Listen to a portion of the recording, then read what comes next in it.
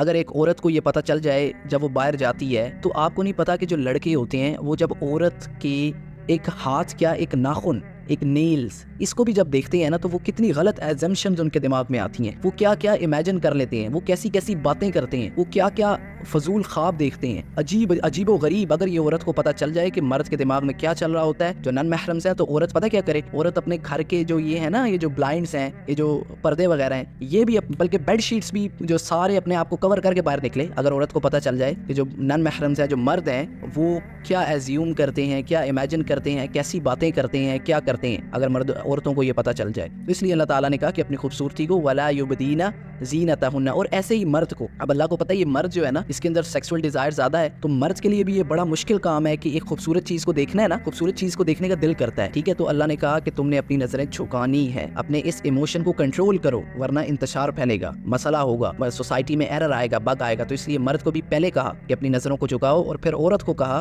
کہ اپنے آپ کو کور کرو، کور یور سیلف۔